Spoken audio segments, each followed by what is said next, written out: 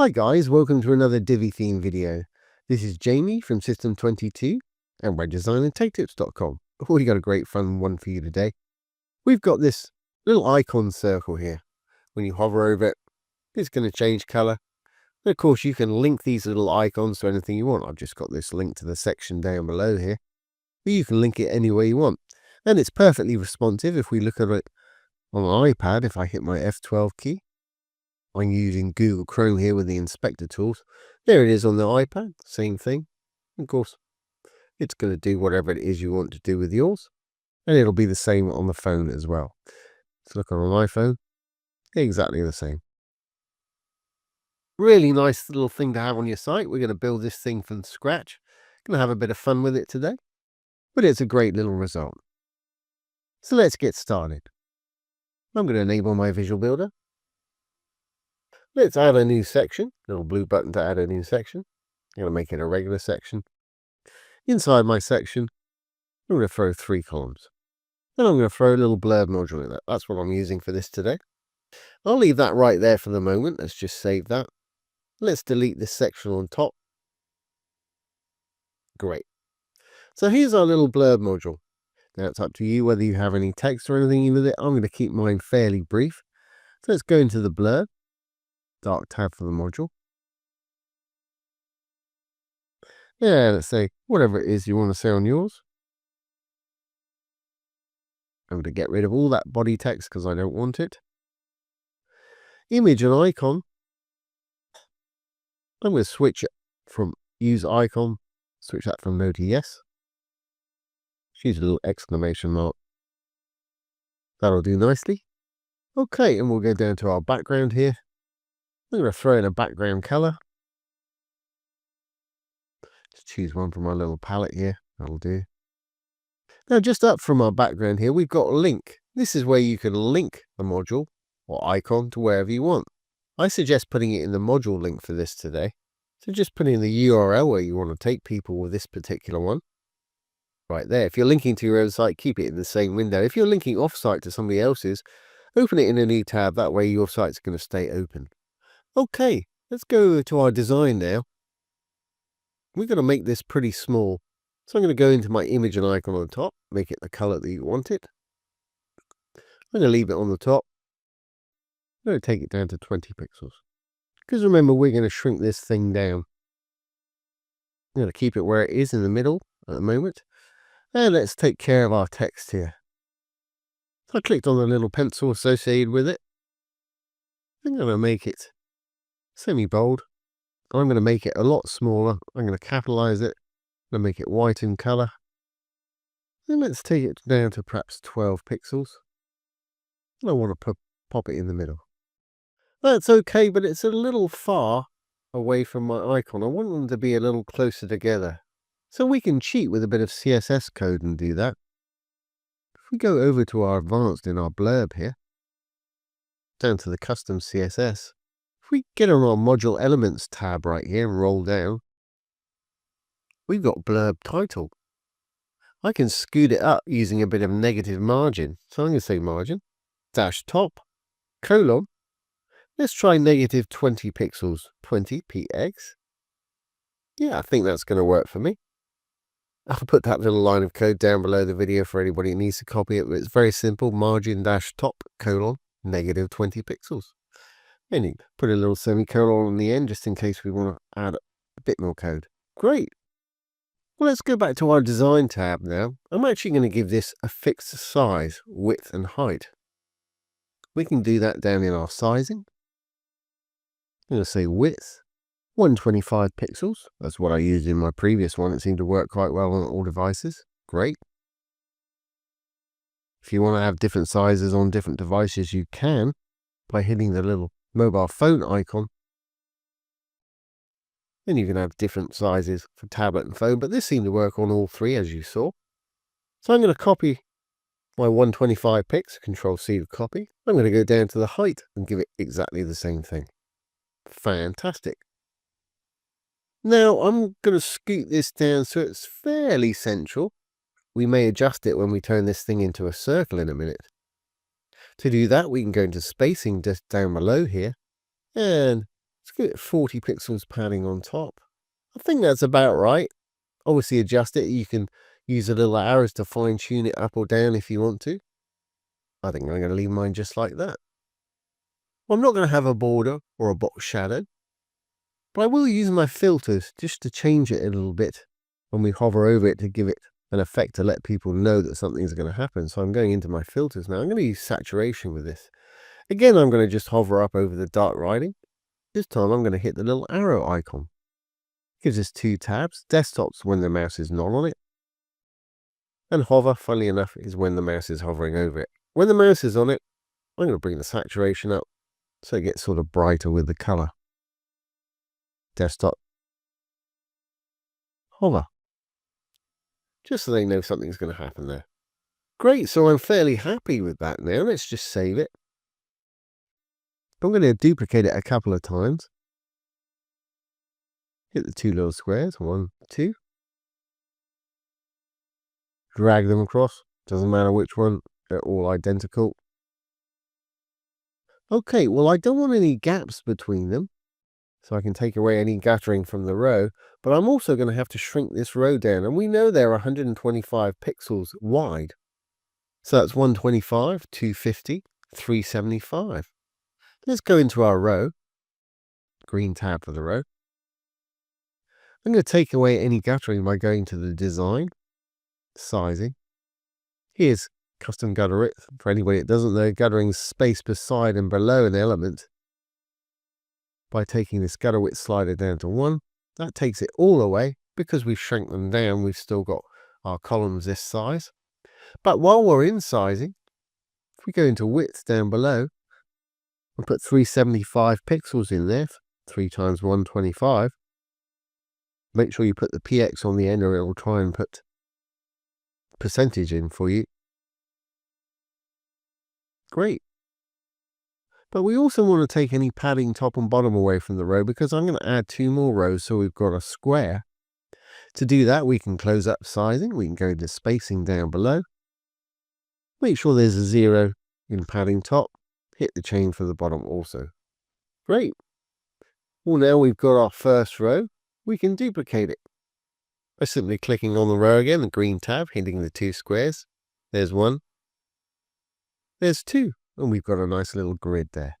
Now all we need to do is go in and change out our links, our colors, title and icon in here. I'll do the first one, then I'll pause the video. No point you watching me repeat myself. So I'm going to go into the middle one here. I'm going to change that to home. Down below, image and icon. Let's find a home icon. I'll do fine. Down below that, we've got the link. You're going to want to put a new link in there to take them wherever the home page is or yours. I'm going to go in and change that background color. Let's just pull one from the palette again. And that's it. I'm going to pause now and I'll rinse and repeat till I've done all of these. That's great. Well, I've done the rest of those now. And they've got our different links in them, different colors and different icons. So how are we going to turn this into a circle? We're actually going to use the section itself to do that. Blue tab for the section. I'm going to go in there and go to my design and my sizing. I'm going to give it the same sizing as we gave our row, which was 375. We know these are 125 a piece.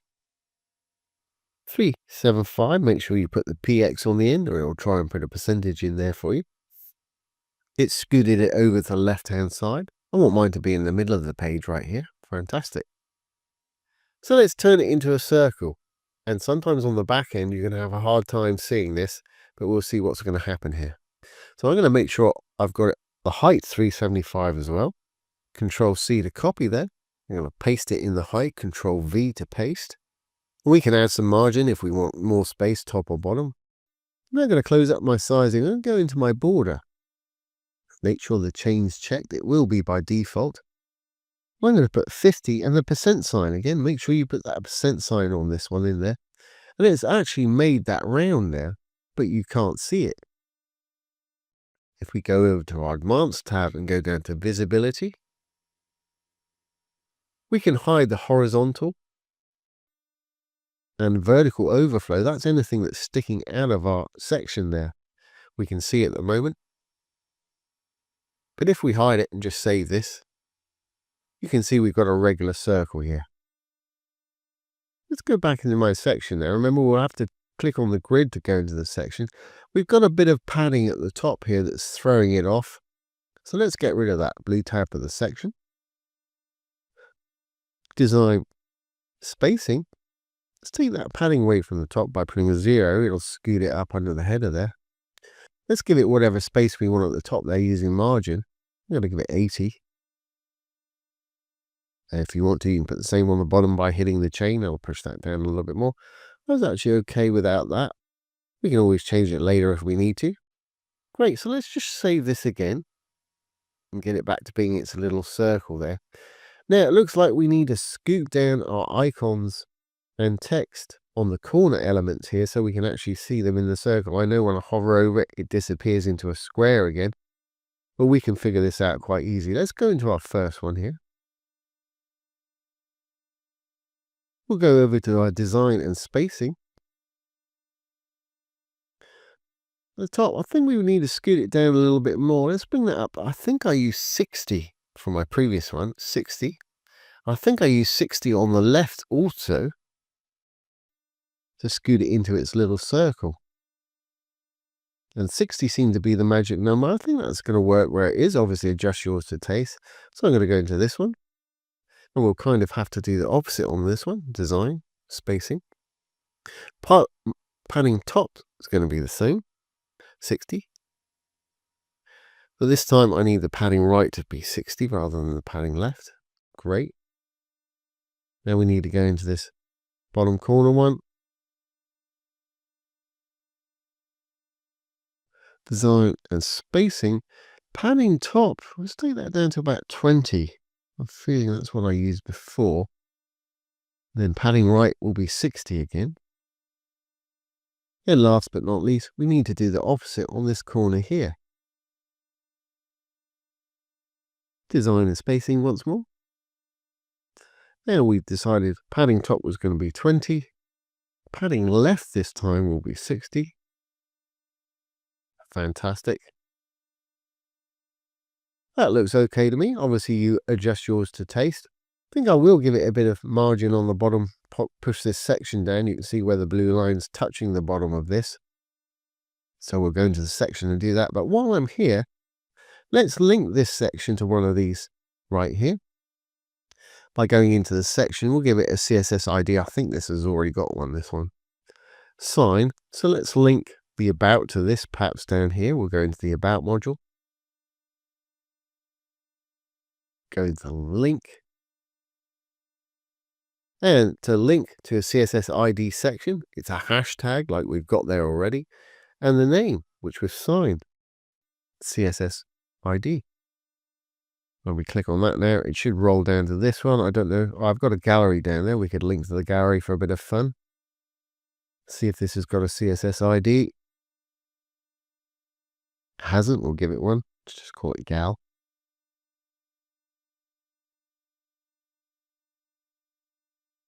And then we'll link the books to that perhaps. Let's go into the books. Go down to the link. To link to that section, it's hashtag and the CSS ID, which was gal. Great. Well, if we've done everything correctly now, this should work for us. Oh, that's right. I want to just add a bit of margin down here, don't I? So let's click on our grid. Go into the section. Design, spacing, margin bottom. We're just going to hit the chain. Adjust it. Obviously, if you don't want it to be the same as the top, uncheck the chain, put in whatever you want down there. But I think that's going to work for me. So let's save our changes now. Hit the little purple button, save draft or publish if you're ready. And let's exit the Visual Builder. There's our little icon circle there. When we hover over, we've got that little filter effect going on. When we click on our link, this one should take us down to that gallery. Perfect. And the about should just take us to the little section below there. Fantastic. And you get the idea. You can use that for pretty much any application you want. We're using it as a little hamburger alternative here, or menu if you like, but you can use it to link to anything you want. Now let's just check it on tablet and mobile. I've got a feeling we've got to add another little line of code. So I'm going to hit my F12 key again. Yeah, we've lost half of our modules. The reason is when we go down to an iPhone, let's have a look on an iPad. It's actually stacking these things and we're losing some. Easy fix though. Let's go back. We'll re-enable the Visual Builder. I'm going to do this on the back end, so I'm going to hit my little purple button. I'm going to hit my wireframe view toggle here. I'm going to go into each of these rows and I'm going to put a simple line of CSS code in here. So I'm going to go into the first row, Advanced, Custom CSS. I'm going to go to the module elements. And again, I'll pop this little bit of code just down below, but it's very easy. I'm going to say display, colon, flex, semicolon. But what that'll do is when it shrinks down, it'll keep these lined up in lines of 3 rather than stacking. So let's copy that. I'm going to select it, Control C to copy. I'm going to save here. You go into my next row, do exactly the same thing. Custom CSS, module elements, main element. Paste it in there, Control V to paste. We'll save that. And last but not least, we'll do it on our last one here. Module elements, main element, Control V to paste it in there too. That should fix that problem. Let's save this again and exit the Visual Builder. No change on the front end here on the desktop. If I hit my F12 key again, this time it's actually working on an iPad Air. It's displaying all of our little blurb modules there. Let's check it on an iPhone. Perfect, just what we want. And of course the links are working. Magic. So there we have it, guys. There's how to create an interactive circle using little blurb modules. Takes a bit of doing, but the results are worth it. So I hope you've enjoyed this today and found it useful. Don't forget, if you have any questions, pop them down below the video. I'll do my best to answer them for you, or make a little demo video just like this one. If you have enjoyed this today, please give it a thumbs up, ring the bell, comment, like, share, and subscribe to our YouTube channel. Plenty of more videos coming up. Once again, this has been Jamie from System22 and webdesignertaketips.com. Thanks for watching. Have a great day.